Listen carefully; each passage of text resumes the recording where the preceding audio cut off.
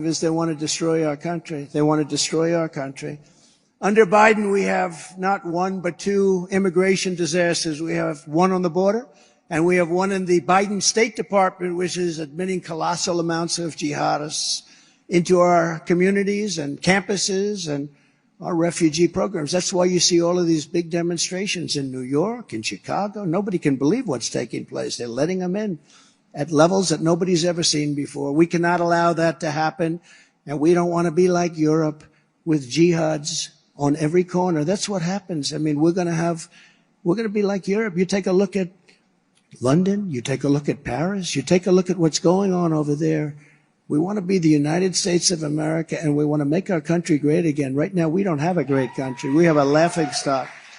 As president, I will end once and for all the mass importation of anti-Semitism into the United States. And just as I did before, we will keep radical Islamic terrorists the hell out of our country. We're going to keep them out of our country. We were keeping them out. We were keeping them out. You remember the travel ban? On day one, I will restore our travel ban. We had a travel ban because we didn't want people coming into our country who really love the idea of blowing our country up. Let's blow up our streets and our shopping centers and our people. So I instituted what we call the Trump travel ban, and it was an amazing success. It was suspended immediately upon his coming into the country. And I never talked about this for 4 years. I never mentioned it. We didn't have one incident in 4 years because we kept bad people the hell out of our country. We kept them out. We didn't have not one instance. I didn't want to say it during the 4 years because I didn't want to walk out of the speech and have something happen, right? I'll also be implementing strong ideological screenings for all immigrants coming in. If you hate America, if you want to abolish Israel, if you sympathize with jihadists, then we don't want you in our country, and you're not going to be getting into our country. I will cancel the student visas of Hamas and sympathizers on college campuses. The college campuses are being taken over. And all of the resident aliens who joined in the pro-jihadist protest this month, nobody's ever seen anything like it. Come 2025, we will find you and we will deport you. We will deport you. It's caused by some very bad troublemakers, those events that you've been watching. In the past 3 weeks, crooked Joe Biden has turned a blind eye to the greatest outbreak of anti-Semitism in American history. You have the greatest. I call up friends of mine who happen to be Jewish. I say, are you watching what's going on? And they're actually frightened. These are some pretty strong people. They're tough people. They're frightened. Their kids are afraid to go to school. And they never had that before. But in our colleges, media, and even government, nobody's ever seen anything like Rashida Tlaib and Ilan Omar, who openly campaign against Israel. Nobody's ever seen this before. When asked recently about rising anti-Semitic hate, Joe Biden's own press secretary had nothing to say about the rabid mobs in the street, and they're shouting, kill the Jews, kill the Jews, and she had nothing to say. In fact, she stuck up for the other side. She started talking about the other side. You all saw it. Nobody could believe it. Then she came back later. She said, oh, I misunderstood the question. As president, I will absolutely protect our Jewish citizens from these maniacs, lunatics, radical left thugs.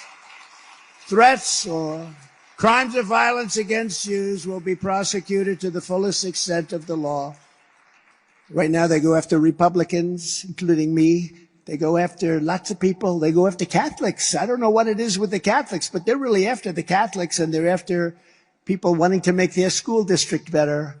This is a strange thing that's happening in our country. While in office, I took the strongest action of any president in history to combat the vile scourge of anti-Semitism. You know that. I signed a landmark executive order fighting anti-Semitic hate on college campuses and affirming that discrimination against Jewish students will be aggressively punished as a violation of civil rights. And that we didn't have that, if you can believe it. When I get back into office, I will put every single university and college president on notice. The American taxpayer will not subsidize the creation of terrorist sympathizers on American soil. Colleges and universities will purge the anti-Semitism and pro-terrorism. What you're doing, the terrorism, this pro-terrorism is so out of control. Nobody's ever seen, or they will lose their accreditation and every last penny of federal student loans. It will not be paid to them, probably shouldn't be paid to them anyway. Never forget, the same radicals tearing down posters of Israeli hostages, can you imagine, at our university, ripping them right off the wall, I couldn't believe it, are the ones tearing down statues of our American heroes, defunding our police, destroying our justice system, and demolishing our borders. These are the same people that you have, same people, not good people for us. The United States and Israel represent the pinnacle of Western civilization, which is exactly what these people want to destroy. They want to destroy it. This is why those who chant death to Israel also chant always death to America. Do you ever notice? They always put them together, and that's why American patriots and supporters of Israel, and you have tremendous support in this country, I can tell you that, must stick together, come hell or high water. You have to stick together. We must have strong borders, strong military, strong families, strong cultures, and above all, we must have a strong American president. That's where it starts. You don't have a strong president, the rest is just words. It's only words. It's only words. You never had any of these problems. For 4 years, you didn't have any of these problems. Think of it. You wouldn't have Ukraine. You wouldn't have Israel being attacked.